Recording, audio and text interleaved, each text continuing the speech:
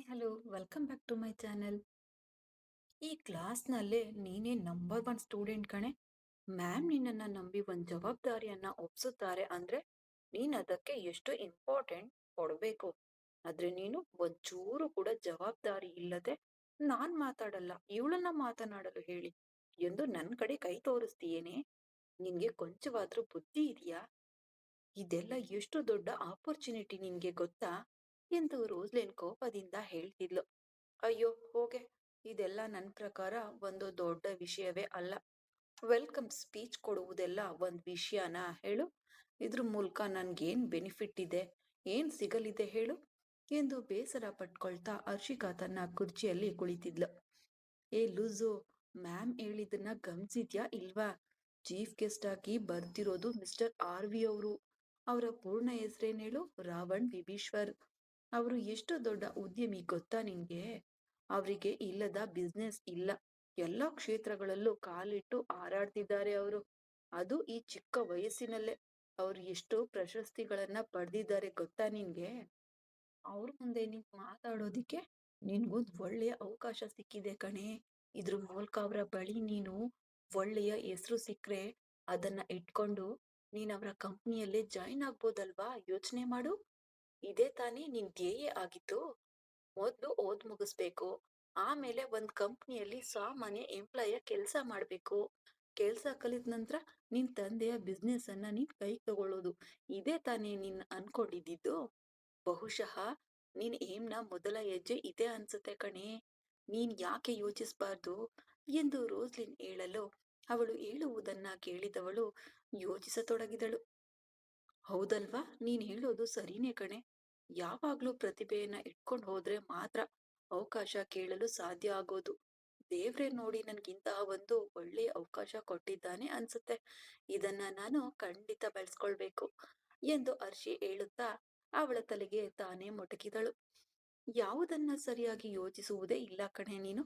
ತಗೊಂಡ ತಕ್ಷಣ ಚುಚ್ಚುತ್ತೆ, ಅಯ್ಯೋ ಚುಚ್ಚುತ್ತೆ ಅಂತ ರಜ್ಜೆ ಹಿಡಿಯೋದೇ ನಿನ್ ಕೆಲ್ಸ ಎಂದು ರೋಸ್ಲಿನ್ ಹೇಳಲು, ಸರಿ ಸರಿ, ತುಂಬಾ ರೇಗಿಸ್ಬೇಡ ನನ್ನನ್ನ. ಏನೋ ಈ ಒಂದು ವಿಷಯದಲ್ಲಿ ನೀನ್ ನನಗಿಂತ ಸ್ವಲ್ಪ ಹೆಚ್ಚಾಗಿ ಯೋಚಿಸ್ತಿದ್ಯಾ ಅಷ್ಟೇ ತಾನೇ. ತಕ್ಷಣ ನೀನು ನನ್ನನ್ನ ಅಷ್ಟು ಕೀಳಾಗಿ ಕಾಣ್ಬೇಡ ಎಂದು ಹರ್ಷಿಕಾ ತನ್ನ ಗೆಳತಿಯನ್ನ ಕಳ್ಳ ಮನಸ್ಸಿನಿಂದ ನೋಡ್ತಿದ್ಲು. ಅಯ್ಯೋ ಹೌದೇ ಹೌದು, ಸರಿಯಾದ ಕೋತಿ ನೀನು ಎಂದು ಅವಳ ಕೆನ್ನೆಯನ್ನ ಗಿಳಿದಳು ಅವಳು. ಕಲ್ಚರಲ್ ಪ್ರೋಗ್ರಾಂಗಾಗಿ ಎಲ್ಲರೂ ಸಿದ್ಧರಾಗ್ತಿದ್ರು. ಮಾರ್ಷಲ್ ತನ್ನ ಮ್ಯೂಸಿಕ್ ಬ್ಯಾಂಡ್ ಜೊತೆಗೆ ಅಭ್ಯಾಸದಲ್ಲಿ ತೊಡಗಿದ್ದ. ಮ್ಯೂಸಿಕ್ ಕಾಂಪಿಟೇಷನ್ನಲ್ಲಿ ಅವನು ಭಾಗವಹಿಸುತ್ತಿರುವುದರಿಂದ ರೋಸ್ಲಿನ್ ಅವನಿಗೆ ಸಣ್ಣ ಪುಟ್ಟ ಸಹಾಯಗಳನ್ನ ಮಾಡ್ಕೊಡ್ತಿದ್ಲು. ಅವಳಿಗೂ ಸಂಗೀತದ ಬಗ್ಗೆ ಕೆಲವು ವಿಷಯಗಳು ತುಂಬಾ ತಿಳ್ಕೊಂಡಿದ್ಲು. ಇದರಿಂದ ಅವನಿಗೆ ಸಹಾಯ ಮಾಡ್ಬೋದು ಅಂತ ಹರ್ಷಿಕಾ ತಾನು ವೆಲ್ಕಮ್ ಸ್ಪೀಚ್ ಮಾಡುವುದಕ್ಕಾಗಿ ಏನೇನೋ ಮಾತಾಡ್ಬೇಕು ಎಂಬುದನ್ನ ಒಂದು ಕಾಗದದಲ್ಲಿ ಬರೆದು ತನ್ನ ಕ್ಲಾಸ್ ಟೀಚರ್ ಹೇಳಿದಂತೆಯೇ ಅವರ ಬಳಿ ತೆಗೆದುಕೊಂಡು ಹೋಗಿ ಕೊಟ್ಲು. ಅವರು ಅದನ್ನ ಓದಿ ನೋಡಿ, ವಾವ್ ಸೂಪರ್ ಹರ್ಷಿ, ನಾನ್ ಕೂಡ ನೀನ್ ಸರಿಯಾಗಿ ಮಾಡಲ್ಲ ಅನ್ಕೊಂಡಿದ್ದೆ. ನಾನೇ ನಿನ್ಗೇನೋ ಬರ್ದ್ಕೊಡ್ಬೇಕು ಅನ್ಕೊಂಡಿದ್ದೆ.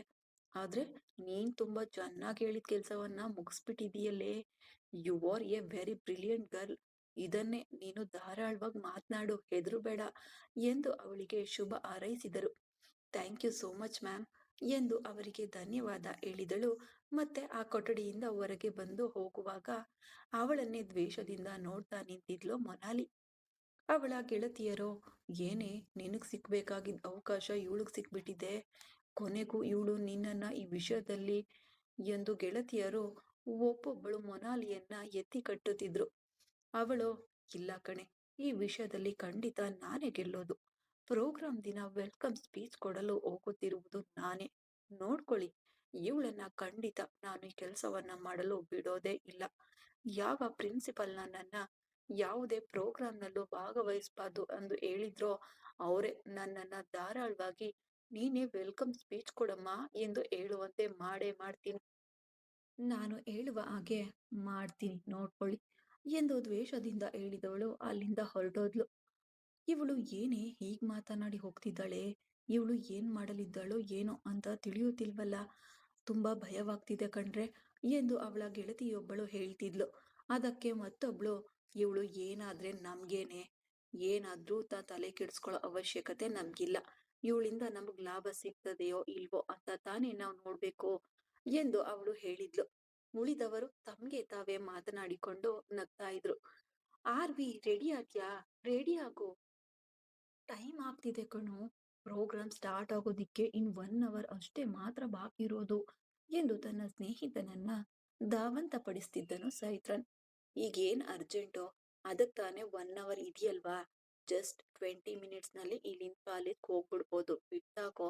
ನೀನ್ ಮೊದ್ಲು ಟೆನ್ಷನ್ ಆಗೋದನ್ನ ನಿಲ್ಸು ಎಂದು ಕನ್ನಡಿಯನ್ನ ನೋಡುತ್ತಾ ಸಿದ್ಧನಾಗುತ್ತಿದ್ದ ರಾವಣ್ ಸಾಧಾರಣವಾಗಿ ಹೇಳಿದನು.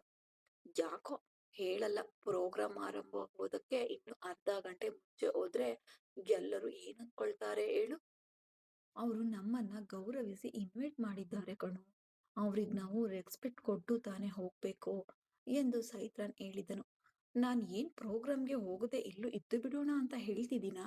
ನಿಧಾನವಾಗಿ ಹೋಗೋಣ ಅಂತ ತಾನೇ ಹೇಳ್ತಿರೋದು. ಹೆಂಗಿದ್ರು ನಾವು ಹೋಗಿ 1 ಅವರ್ ಆದ್ಮೇಲೆಯೇ ಪ್ರೋಗ್ರಾಮ್ ಸ್ಟಾರ್ಟ್ ಆಗೋದು. ಅಲ್ಲಿವರೆಗೂ ನಾವ್ ವೇದಿಕೆ ಮೇಲೆ ಸುಮ್ನೆ ಕುಳ್ಕೊಂಡ್ ಏನ್ ನೋಡ್ತಿರ್ಬೇಕು ಹೇಳು ಎಂದು ರಾವಣ್ ಹೇಳಲು, ಲೇ, ಪ್ರೋಗ್ರಾಮ್ ಸ್ಟಾರ್ಟ್ ಆಗುವ ಟೈಮ್ಗೆ ನಮ್ಮನ್ನ ಕರೆಕ್ಟ್ ಆಗಿ ಇನ್ವೈಟ್ ಮಾಡಿರೋದು ಕಣೋ. ನೀನ್ ಹೋದ ನಂತರ ಅವ್ರು 1 ನಿಮಿಷ ಕೂಡ ಲೇಟ್ ಮಾಡಲ್ವಂತೆ. ನಿನ್ ಬಗ್ಗೆ ಅವರಿಗೆ ತುಂಬಾ ಚೆನ್ನಾಗ್ ಗೊತ್ತು. ಅದ್ರಿಂದ ಎಲ್ಲಾ ಕೆಲ್ಸವನ್ನ ತುಂಬಾ ಬೇಗನೆ ಮುಗಿಸ್ಬಿಟ್ಟಿದ್ದಾರೆ ಅಂತ ನೆನ್ನೆಯೇ ಪ್ರಿನ್ಸಿಪಲ್ ಸರ್ ನನ್ಗೆ ಒಂದ್ ಫೋನ್ ಮಾಡಿ ಹೇಳಿದ್ದಾರೆ ಕಣೋ. ಅದ್ರಿಂದ ನೀನು ಸಮಯ ವ್ಯರ್ಥ ಮಾಡದೆ ಬೇಗ ಹೊರಡೋ ಎಂದು ಸೈತ್ರನ್ ಹೇಳಿದನು. ಸರಿ ಸರಿ, ಇದೋ ಹೊರಟೆ ಎಂದು ತನ್ನ ಕೋಟ್ ತೆಗೆದು ಧರಿಸಿಕೊಂಡು ಕಣ್ಣಿಗೆ ಗ್ಲಾಸಸ್ ಹಾಕಿಕೊಂಡು, ಬಾ ಈಗ ಹೋಗೋಣ ಎಂದು ಗಂಭೀರವಾಗಿ ಮುಂದೆ ಹೆಜ್ಜೆ ಇಟ್ಟನು. ಇವನ್ನೆಲ್ಲ ಏನ್ ಮಾಡೋದು ನನಗಂತೂ ಅರ್ಥ ಆಗಲ್ಲ ಎಂದು ತಲೆಗೆ ಕೈ ಹೊತ್ಕೊಂಡು ಅವನ ಹಿಂದೆ ಹೋದನು ಸೈತ್ರನ್. ಏ ಹರ್ಷಿ, ಚೆನ್ನಾಗ್ ಪ್ರಿಪೇರ್ ಆದ್ಯಾ? ಏನ್ ತೊಂದ್ರೆ ಇಲ್ಲ ತಾನೆ?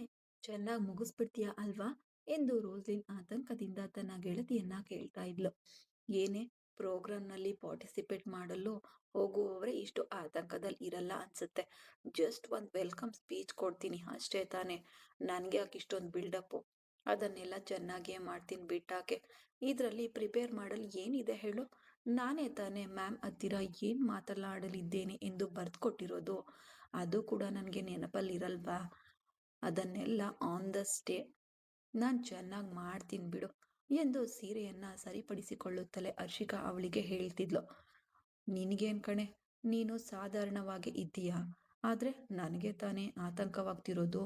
ಅಷ್ಟೊಂದ್ ಜನ ಇರುವಾಗ ಸ್ಟೇಜ್ ಮೇಲೆ ಹತ್ತಿ ಚೆನ್ನಾಗಿ ಮಾತನಾಡ್ಬಿಡ್ತೀಯ ಕಣೆ ನೀನು ಎಂದು ಮತ್ತೆ ಇನ್ನೊಮ್ಮೆ ಕೇಳಲು, ಅವಳನ್ನ ತಿರುಗಿ ನೋಡಿ ಒಂದು ಕೋಪದಿಂದ ನೋಡಿದವಳು, ನನ್ನನ್ನು ಅಷ್ಟೊಂದು ದೊಡ್ಡ ಪ್ರಾಣಿ ಅಂದ್ಕೊಂಡಿದೀಯೇನೆ ನೀನು? ಅದನ್ನೆಲ್ಲ ನಾನು ಚೆನ್ನಾಗಿ ಮಾಡ್ತೀನಿ. ಮೊದಲು ನನಗೆ ಈ ಬ್ಲೌಸ್ ಹಿಂದೆ ಗಂಟ್ ಕಟ್ಟಲು ಹೆಲ್ಪ್ ಮಾಡು ಎಂದು ಹೇಳಿ ಸೀರೆಯ ನೆರಿಗೆಗಳನ್ನ ಸರಿಪಡಿಸ್ತಿದ್ಲು. ತನ್ನ ಗೆಳತಿಗೆ ಸಹಾಯ ಮಾಡಲು ಪ್ರಾರಂಭಿಸಿದ್ಲು ಹರ್ಷಿಕಾ. ಹರ್ಷಿ, ಟೈಮ್ ಆಯ್ತು, ಬೇಗ ಬಾ. ಚೀಫ್ ಗೆಸ್ಟ್ ಇನ್ನು 10 ಮಿನಿಟ್ಸ್ ನಲ್ಲಿ ರೀಚ್ ಆಗ್ಬಿಡ್ತಾರಂತೆ ಎಂದು ಹೊರಗಿನಿಂದ ಒಬ್ಬರ ಧ್ವನಿ ಕೇಳಿಸಿತು. ಹಾ, ಇದೋ ಬಂದೆ ಎಂದವಳು ಮಾವಿನ ಹಣ್ಣಿನ ಬಣ್ಣದ ಡಿಸೈನರ್ ಸೀರೆಯನ್ನ ಒಂದೇ ಪಿನ್ ಹಾಕಿ ಉಟ್ಕೊಂಡು ಅದನ್ನ ಸರಿಪಡಿಸಿಕೊಳ್ಳುತ್ತಾ ಹೊರಗೆ ಬಂದ್ಲು ಹರ್ಷಿ.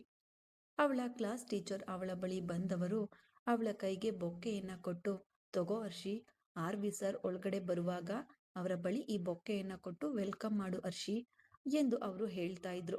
ಮ್ಯಾಮ್, ನಾನ್ ಹೇಗೆ ಮ್ಯಾಮ್? ಅದಕ್ಕೆ ಪ್ರಿನ್ಸಿಪಾಲ್ ಸರ್ ಇದಾರಲ್ಲ, ಅವರೇ ಮಾಡ್ಲಿ ಎಂದು ಹೇಳಿದ್ಲು. ಇಲ್ಲಮ್ಮ, ಇದನ್ನೆಲ್ಲ ನೀನೇ ಮಾಡ್ಬೇಕು. ಪ್ರಿನ್ಸಿಪಾಲ್ ಸರ್ ಚೀಫ್ ಗೆಸ್ಟ್ ಹತ್ರ ಮಾತನಾಡುವ ತವಕದಲ್ಲಿ ಇರ್ತಾರೆ ಅಲ್ವಾ, ಇದನ್ನೆಲ್ಲ ಅವರು ಗಮನಿಸಲ್ಲ. ಅದ್ರಿಂದ ನೀನೇ ಇದನ್ನ ಮಾಡ್ಬಿಡಮ್ಮ ಎಂದು ಹೇಳಿದವರು ಅವಳ ಕೈಗೆ ಬೊಕ್ಕೆಯನ್ನ ತುರುಕ್ಬಿಟ್ಟು ಅಲ್ಲಿಂದ ಹೊರಟೋದ್ರು.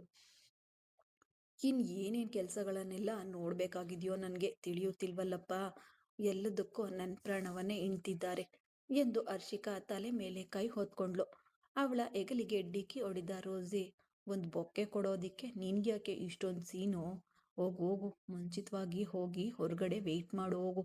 ನಾನು ಅವರು ಏನ್ ಮಾಡ್ತಿದ್ದಾರೆ ಎಂದು ನೋಡ್ಕೊಂಡ್ ಬರ್ತೇನೆ ಎಂದು ಮಾರ್ಷಲ್ ಬಳಿ ಹೋಗುವುದಾಗಿ ರೋಸಿ ಹೇಳ್ತಿದ್ಲು.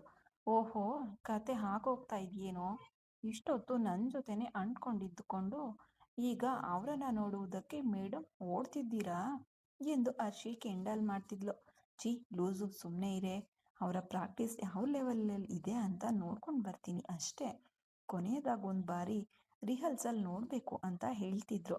ನಾನು ಹೋಗಿ ನೋಡ್ಕೊಂಡು ಬರ್ತೀನಿ ಎಂದು ಹೇಳಿದವಳು ಇದಕ್ಕೆ ಮೇಲೆಯೂ ಇಲ್ಲಿ ನಿಂತರೆ ತನ್ನ ಗೆಳತಿ ತನ್ನನ್ನು ಇನ್ನೂ ಕಿಂಡಲ್ ಮಾಡಿಯೇ ಬಿಡ್ತಾಳೆ ಅಂದ್ಕೊಂಡು ಅಲ್ಲಿಂದ ಗಾಬರಿಯಿಂದ ಓಡಿ ಹೋದ್ಲು. ಮುಂದುವರೆಯುವುದು ಮುಂದಿನ ಭಾಗದಲ್ಲಿ. ಕತೆ ಇಷ್ಟ ಆದರೆ ಲೈಕ್ ಮಾಡಿ, ಕಮೆಂಟ್ ಮಾಡಿ, ಹಾಗೆ ಸಬ್ಸ್ಕ್ರೈಬ್ ಕೂಡ ಆಗಿ. Thank you.